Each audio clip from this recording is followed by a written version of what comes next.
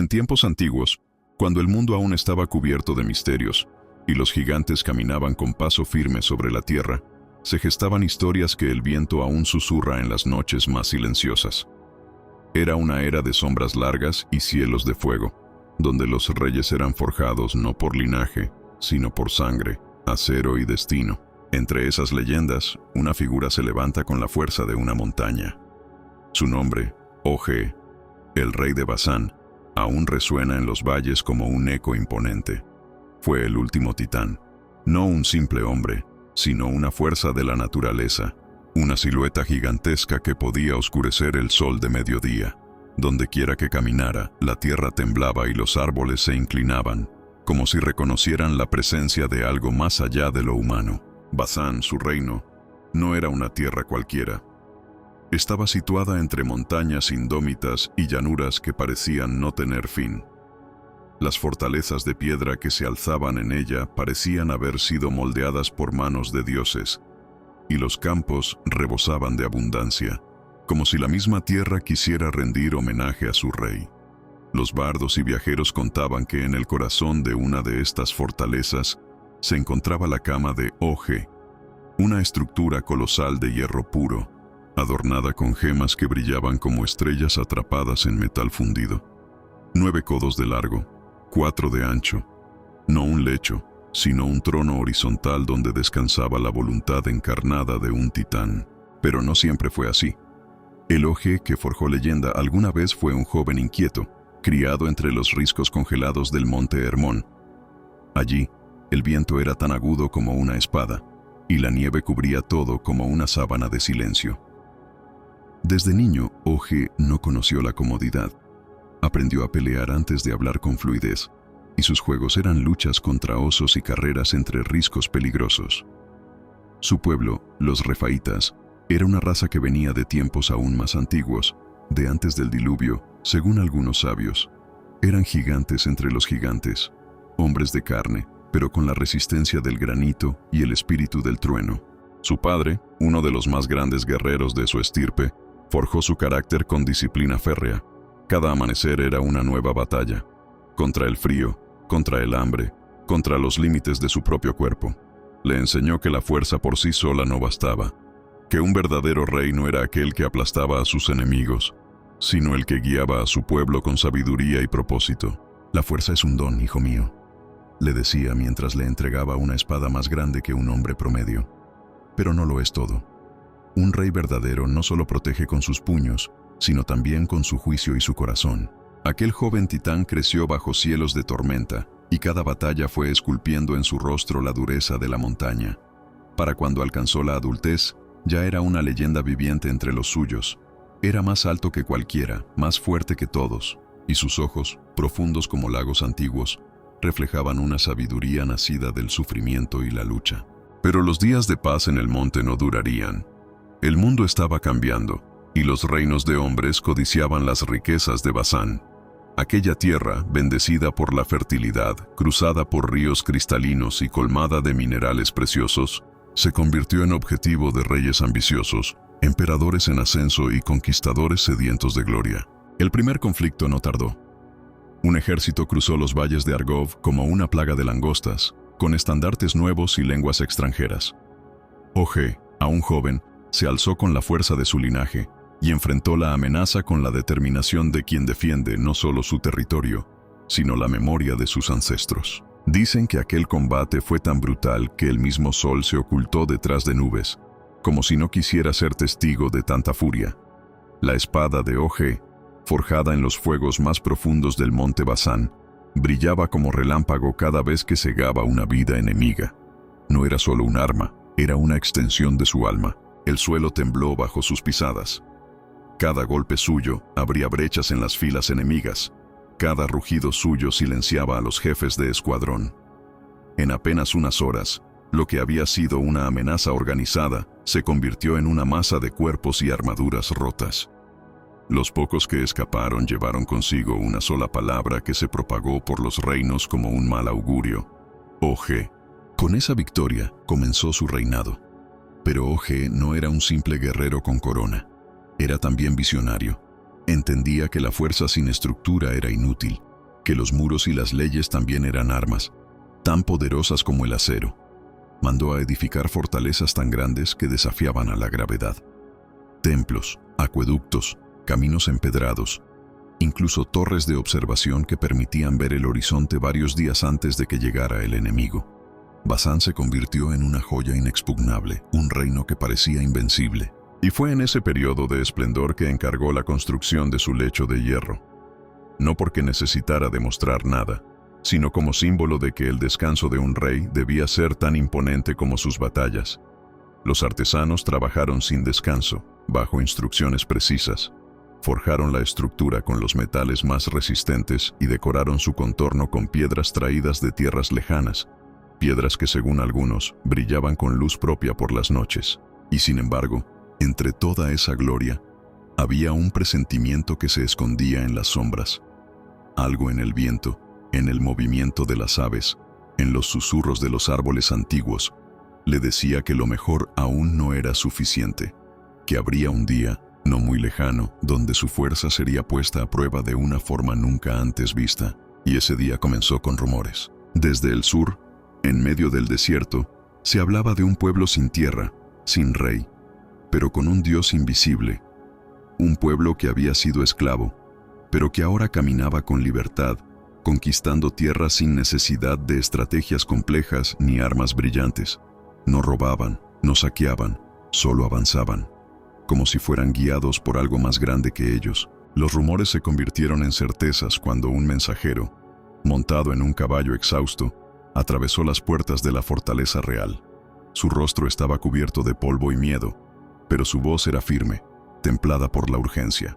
«Mi señor, los israelitas han cruzado el Jordán, tomaron Jericó, y no se detienen». Al oír estas palabras, Og no respondió de inmediato. Se levantó lentamente de su trono, y su altura pareció elevar aún más las bóvedas de piedra. Su silueta proyectaba sombras que alcanzaban las columnas. Durante unos segundos, todo el salón enmudeció. Guerreros, consejeros, sirvientes, todos aguardaban la respuesta del rey gigante.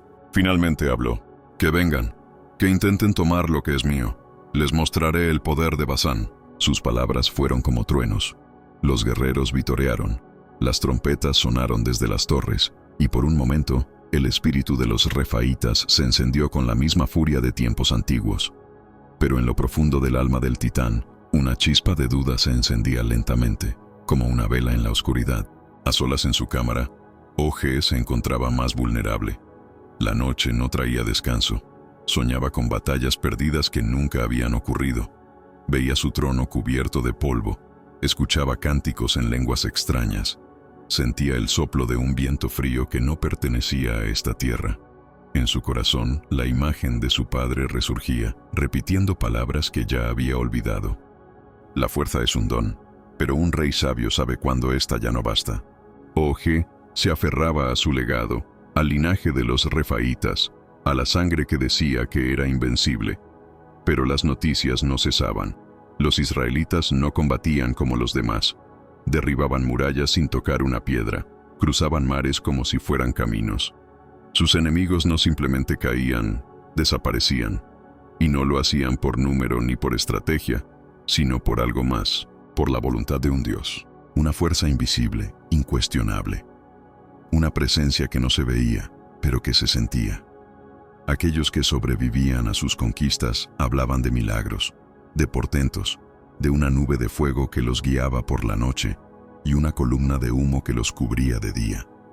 Y su líder, Josué, no era un rey de trono ni un dios de piedra. Era un hombre con un propósito, un elegido que hablaba con su Dios y recibía órdenes directamente desde el cielo. Al oír esto, Og comenzó a preguntarse si esta sería su última batalla. No por miedo, sino por intuición. Había librado cientos de guerras. Había vencido a los más feroces enemigos, pero nunca había enfrentado algo que no podía golpear con una espada. Esa noche, subió solo a la torre más alta de su fortaleza. Desde allí, podía ver las llanuras de Edrei extenderse bajo la luna. Allí se sentó, no como rey, no como guerrero, sino como un hombre que siente que algo escapa a su comprensión. Por primera vez, Miró al cielo y se preguntó, ¿y si realmente hay un poder más allá del mío? El amanecer no trajo alivio, solo más noticias. Los exploradores, curtidos por la guerra, llegaban con rostros tensos y palabras cortantes como flechas. Mi señor, han tomado Ai y Betel. Sus filas no se detienen, no saquean, no descansan, solo marchan, como si supieran que su camino no tiene obstáculos. Oje escuchaba con el ceño fruncido. En sus manos enormes, el pomo de su espada vibraba levemente. Un gesto casi imperceptible, pero que revelaba lo que se agitaba dentro de él. No era miedo, aún no, pero sí algo más inquietante, la certeza de que se enfrentaba a un enemigo que no entendía. Los preparativos comenzaron. En todas las fortalezas de Basán se convocó a los guerreros. Los cuernos resonaban desde las torres. Las madres abrazaban a sus hijos. Los ancianos recordaban las leyendas. Se decía que esa era la última guerra de los gigantes, que el mundo cambiaba, que ya no era tiempo de colosos, sino de hombres y de algo más. Oje reunió a sus generales en la gran sala del trono. Con mapas extendidos sobre mesas de piedra, analizaron las rutas del avance israelita. Todos coincidían en algo: no seguirían una estrategia convencional. Mi rey, no podemos anticiparlos como a otros enemigos.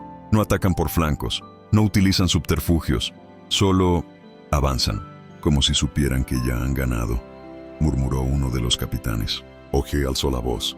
Entonces hagamos que lo duden, que vean que aún quedan titanes sobre la tierra, que vean por qué Basán nunca ha sido conquistada. El clamor fue unánime.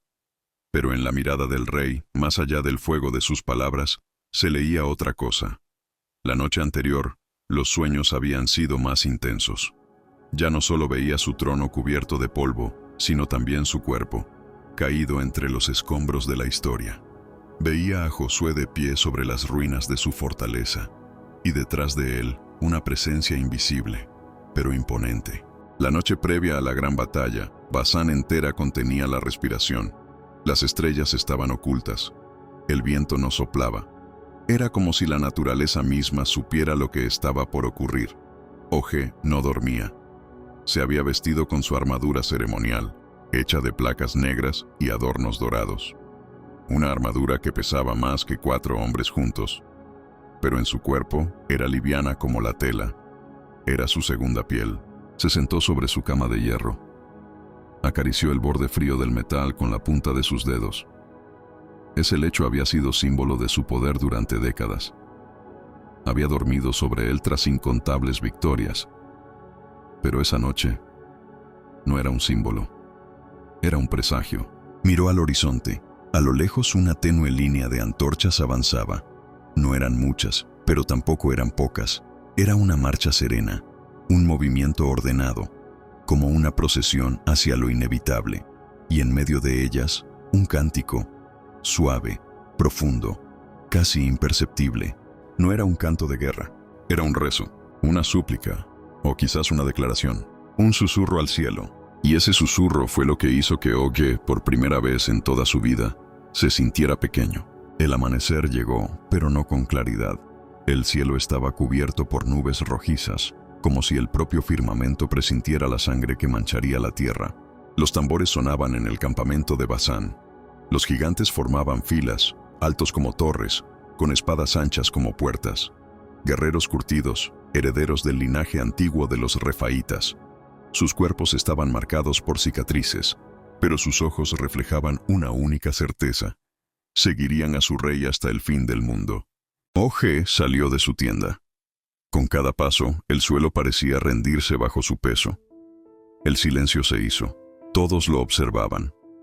Sabían que lo que ocurriese ese día sería recordado por 1000 generaciones, o borrado para siempre. Se detuvo frente a su ejército. Hoy no luchamos solo por estas tierras. Hoy luchamos por el recuerdo de los nuestros, por el honor de los gigantes, para que el mundo sepa que nunca nos arrodillamos ante lo desconocido. Hoy, en Edrei, forjamos nuestro destino. El clamor fue un estruendo. Los gigantes golpeaban sus escudos. El suelo temblaba. La tierra misma parecía prepararse para presenciar el final de una era. Y entonces, del otro lado de la explanada, una nube de polvo. No por tormenta, no por viento, por pasos. Miles de pasos, pero en absoluto silencio. Y al frente, un hombre. No un rey adornado, no un titán, solo un hombre. Túnica sencilla, mirada firme, bastón en mano. Josué. El silencio era casi insoportable. Un manto invisible que cubría los campos de Edrei. Los soldados de Og, acostumbrados al estruendo y al fragor, miraban desconcertados cómo el enemigo se acercaba, sin gritar, sin agitar sus armas, sin mirar atrás. Marchaban como si respondieran a una orden silenciosa, a una voluntad superior que no necesitaba pronunciarse. En el centro, Josué no levantaba su espada, no arengaba con palabras de guerra, solo avanzaba, bastón en mano, como quien ya conoce el desenlace. Og sintió como su respiración se volvía pesada. Se obligó a enfocar la mente. Su pueblo dependía de él. No podía vacilar. Alzó su espada gigantesca con ambas manos, y el metal reflejó la tenue luz del cielo rojizo. ¡A la guerra!, rugió con un bramido que sacudió los corazones incluso de los más valientes. Y entonces, los gigantes avanzaron. Los pasos retumbaban como truenos. Las armas se alzaron como rayos dispuestos a caer. Era una tormenta viviente que se desataba sobre la tierra. Las filas israelitas no retrocedieron, tampoco se quebraron. Permanecieron unidas, como un muro de carne y fe, inquebrantable. El choque fue brutal. El primer impacto partió el silencio en 1000 fragmentos. El estruendo de espadas, escudos y gritos se mezclaba con la tierra que se sacudía bajo la furia de los titanes. Og era una fuerza imparable. Cada movimiento suyo cegaba vidas, derribando decenas con cada golpe. Se abría paso entre los escudos como si fuesen de papel. Era el caos encarnado, la furia del linaje refaíta manifestada en su máximo esplendor. Pero por cada israelita que caía, otro se alzaba. No luchaban con la desesperación del miedo, sino con la certeza de una causa superior. No combatían para sobrevivir, sino para cumplir una promesa. Y cada vez que uno de ellos caía, el cántico se elevaba más alto. Era un himno que llenaba el aire como una ola invisible, una melodía que Og no comprendía, pero que le atravesaba el alma. De pronto un golpe, no fuerte pero preciso, en su costado, luego otro y otro. Giros, confusión. Su respiración se volvió pesada. Una punzada subió por su espalda. Volteó y por primera vez en siglos, sangraba. No era una herida mortal, pero sí un recordatorio, un mensaje. No eres invencible. Sus ojos buscaron a Josué. Allí estaba, sobre una colina, inmóvil. Sus brazos elevados al cielo, su bastón apuntando al firmamento. Y entonces algo sucedió, un estruendo, como si el cielo se quebrara. Una luz descendió desde lo alto, atravesando las nubes. Un relámpago que no quemó, pero estremeció. Og cayó de rodillas. No por una herida, no por cansancio, por una fuerza invisible mayor que él, más pesada que su espada, más antigua que los gigantes. Sus soldados se giraron al verlo caer. El titán estaba de rodillas. La tierra se silenció. Los israelitas se detuvieron, como si entendieran que algo sagrado acababa de ocurrir. Josué bajó los brazos. Su mirada se cruzó con la del coloso arrodillado. Og intentó hablar, pero no había palabras. Su espada, esa que era una extensión de su poder, yacía a su lado. Quiso levantarse, pero el cuerpo ya no obedecía. Los músculos que habían roto murallas temblaban. Los ojos, que habían visto 1000 victorias, ahora miraban al cielo y comprendían su pequeñez. Josué descendió de la colina con pasos serenos. No caminaba con prisa ni con rabia. No alzaba su voz. No llevaba una lanza. Y cuando estuvo frente al gigante, no habló como un enemigo, sino como un testigo. «No soy yo quien te ha vencido, Og», dijo con voz firme pero serena. «Es el Señor, el Dios de Israel, quien ha sellado tu destino». Og cerró los ojos por un instante. En ese momento final, comprendió lo que su padre había intentado advertirle tantos años atrás. La fuerza sin sabiduría, la grandeza sin humildad, está destinada a caer. El cielo rugió, la tormenta estalló sobre Edrei, y con ella, la era de los gigantes llegó a su fin. El cuerpo del coloso yacía en silencio sobre la tierra que alguna vez gobernó. Los soldados israelitas, exhaustos pero en paz, contemplaban al gigante caído con una mezcla de asombro y respeto. Nadie se acercaba demasiado. A pesar de su caída, Og imponía incluso en la muerte. El sol, alzándose por encima de la colina, bañaba el campo de batalla en una luz dorada. La tormenta comenzaba a disiparse. como si el cielo mismo reconociera que el juicio había terminado. Josué permanecía quieto, frente al titán, orando en silencio. Los ancianos de Israel lo acompañaron. Algunos decían que esa mañana no solo había terminado una guerra, sino una era entera. Los gigantes de Basán, el último linaje de los refaítas, habían desaparecido del mundo. Oshe fue el último en pie. Días después, su cuerpo fue sepultado con solemnidad, no por su propio pueblo, pues ya no quedaban gigantes que lo reclamaran, sino por los hebreos que entendieron que no todos los enemigos son meros adversarios. Algunos representan ciclos que deben cerrarse, etapas de poder que deben dar paso a una nueva visión del mundo. Su cama de hierro, símbolo de su dominio, fue retirada de su fortaleza. No fue destruida, fue preservada. En generaciones posteriores, los cronistas la mencionarían como un artefacto mítico. 9 codos de largo, 4 de ancho, forjada por artesanos que ya no existen. Era más que un objeto, era un símbolo. La cama de Oje se convirtió en una reliquia, una advertencia silenciosa de que incluso los más poderosos pueden caer. Fue colocada en Rabá, como testimonio, como recuerdo, como mito. Muchos viajaron para verla. Reinos distantes enviaban emisarios, poetas la describían, filósofos debatían su significado. ¿Cómo un ser tan poderoso pudo ser vencido por un pueblo nómada?, preguntaban. Pero quienes comprendían el trasfondo sabían la respuesta. Porque no fue vencido por fuerza, fue vencido por propósito. A medida que pasaron los años, las historias comenzaron a cambiar. Oje dejó de ser solo un enemigo caído. En las canciones de los bardos y las leyendas contadas al calor de las fogatas, se convirtió en una figura casi trágica. Un símbolo de orgullo, sí, pero también de transformación, de aquello que debe terminar para que algo más grande pueda comenzar. Algunos decían que su alma seguía caminando entre las montañas de Basán, que en noches de luna llena, cuando el viento sopla con fuerza, se escuchaban sus pasos retumbar en lo alto de las cumbres. Otros aseguraban que su espíritu protegía las tierras que una vez amó, no como un tirano, sino como un guardián silencioso, como si en la derrota hubiese encontrado, finalmente, la humildad que nunca tuvo en vida. Unos pocos sostenían que, antes de morir, Og comprendió su lugar en el orden divino, que entendió que incluso un gigante debe inclinarse ante lo eterno. Y así, con su caída, se cerró el capítulo de los titanes. La era de los gigantes llegó a su fin. En su lugar, una nueva etapa comenzó. No de colosos de carne y hueso, sino de líderes de espíritu, de hombres guiados por fe, visión y propósito. Josué sería recordado no por su espada, sino por su obediencia. Pero Oji, él se convirtió en algo más grande que su tamaño. Su historia, transmitida de generación en generación, enseñó que no hay fuerza más grande que la que nace del interior, que la grandeza sin dirección se convierte en arrogancia, y que incluso los más poderosos deben rendirse ante lo que está más allá de su control. No fue recordado solo como un enemigo, sino como una advertencia, como un eco de lo que sucede cuando el orgullo se interpone en el camino de la sabiduría. Y cada vez que alguien preguntaba por su lecho de hierro, por ese objeto colosal que parecía una leyenda hecha materia, la respuesta era siempre la misma.